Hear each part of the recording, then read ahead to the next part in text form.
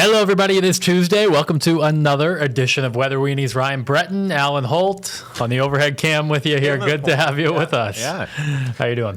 Doing well. You? Good. Yeah. Good. Yeah. Pretty nice day today, actually. Clouds. Yeah. Yeah. I mean, it struck me as one of those days that'd be great for golfing.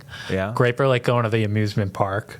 Great for like not the best beach or lake day, but for a lot of other outdoor things today was pretty good. Sometimes a day like this, you just put the windscreen up. Yeah. And it can be a little bit warmer, like on the beach. Yeah. You're blocking the wind because it's.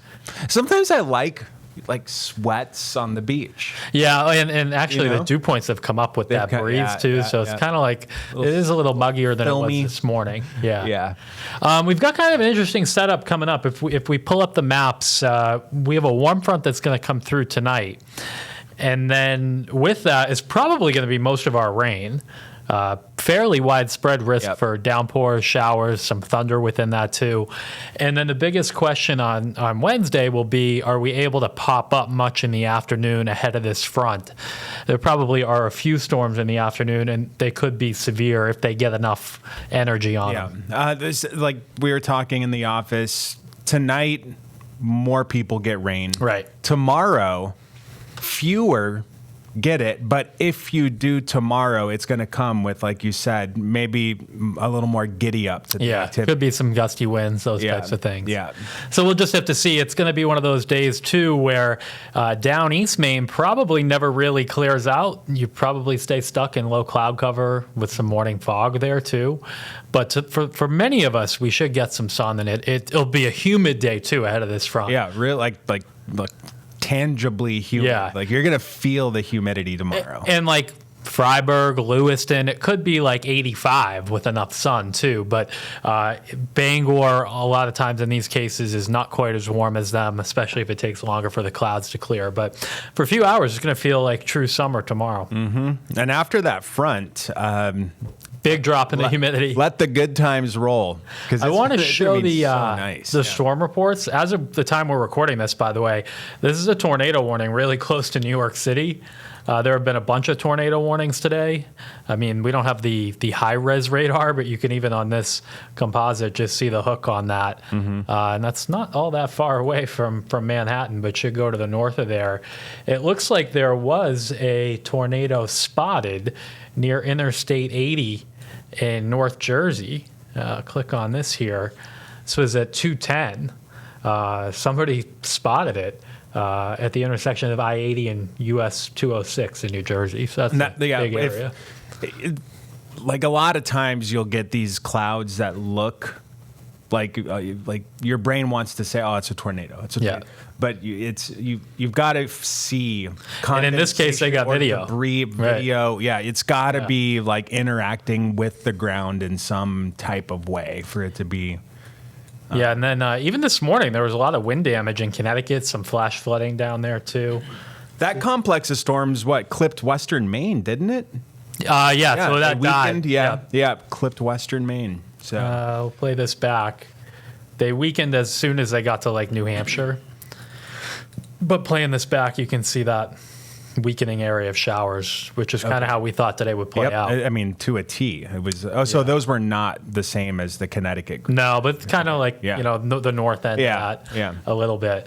So a lot of severe weather to our south today, and you can see that's coming. Yeah, look at the lightning. I mean, this is 3:35. I mean, you kind of have a broken line of storms that goes from Ottawa all the way, south of Long Island. So probably reasonable to think we'll get some thunder and lightning tonight. It looked like, on our in-house stuff, like 7 to 8 o'clock this evening would be when they start rolling into southern Maine. Yeah. Yeah. Okay, maybe even a little quicker than that. This has been, I told Alan when he came in, at noontime today, this particular model was not showing as much. I think it's got a better, more reasonable look to it now, and that a lot of us get some rain and there will be some thunder in spots overnight. Yeah. So Then you can see the low cloud cover and just watch down East Maine. You'll like never clear out completely tomorrow east of Bar Harbor. So it's much cooler there.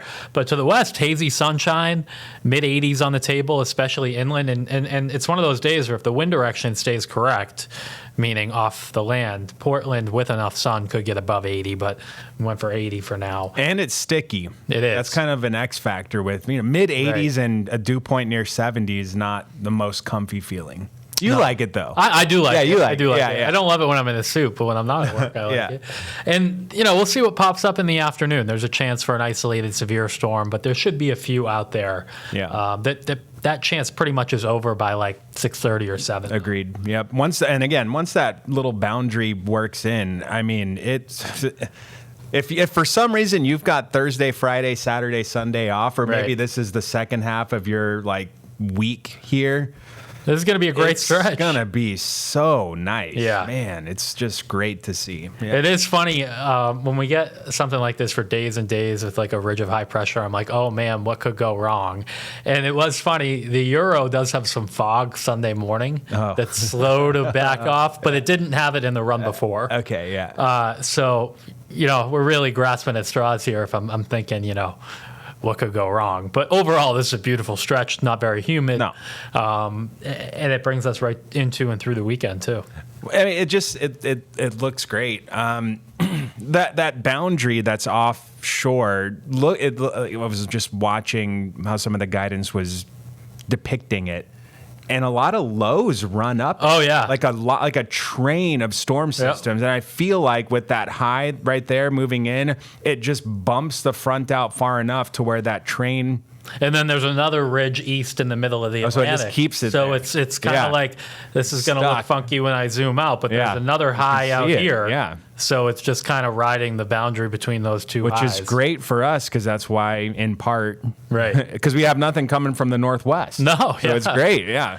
Early next week, we'll see. It looks a little muggier, and there is some uncertainty Monday, Tuesday. Some of the models, particularly the GFS, brings quite a bit of rain in on Tuesday, but it's 7 days away. We have not been in a wet pattern, so we'll keep it like this. There may need to be some rain added on Tuesday as we get closer to it, but Thursday, Friday, Saturday, and Sunday all looking great. Mm-hmm. That's going to be great. Yeah, quickly want to talk about Beryl? Bertha. Bertha. Beryl. That's another. At least I knew it was. That was. We've had a few 24? Beryls. Yeah, 24? there have been a few. Yeah. But Bertha. Good call on correcting me yesterday with the cone. Well, I'm not sure I was correcting you. It just was I knew that it was average error, but I wasn't sure if they made a change. And this year they did, but they did it to add a 90% cone. That's ellipses. Yeah, it's experimental. Yeah, it's confusing. So the bottom line, if you weren't here with us yesterday, we were talking about the size of the cone, and essentially, the width of the cone doesn't change depending on the storm because it's the average error, 2/3 of the tracks essentially.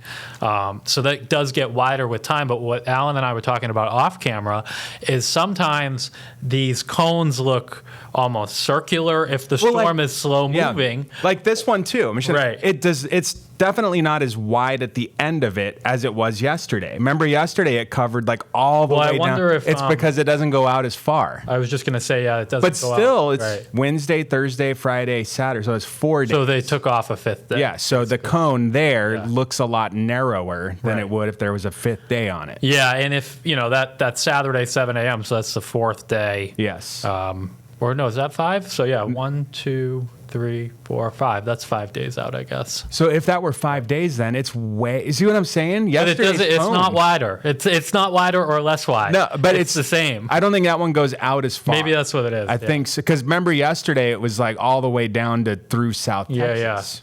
But the point being, they draw this cone based on average error. They don't change it based on the storm. It sometimes can look different if the storm is slow moving or faster. Yes. If it's faster, it looks like it's skinnier because there's just more time between the points. I wonder. This is going to sound like an interesting posture. Is the surface area of the cone the same for every storm at 5 days. It should be. So if it were stagnant and it was just a big circle, do you think that day 5 overwhelms it, and you can almost tell it when you reveal it? Yes, because it gets overwhelmed. Yeah, I wonder though. Isn't that funny? It has to be by definition. The up and down line would be the same. Yes. And then the interpretation of maybe where it gets drawn might be different, or say in theory it's curling in a direction. Mm-hmm. Maybe on either end. Isn't it? But it's interesting. I feel like that would be a fun experiment for maybe like a grad student. Somebody's got to figure this stuff out if we were confused by it. But I knew that it at least used to be average error, but now we know that it still is, and they're experimenting with some other things. I feel like there should be some human element because they are phenomenal. Yeah. The guys at the NHC, I'm surprised that there isn't some way. I agree with you. Yeah, that seems like there could be an improvement there. Yeah. Bottom line with Bertha, though, it's not a big deal. Not for us, no. So, alrighty. Hey, if you got thoughts on the cones and whatever else, weather-weenies at newscentermaine.com. If it confuses you too, write on in, and we'll see you back here tomorrow.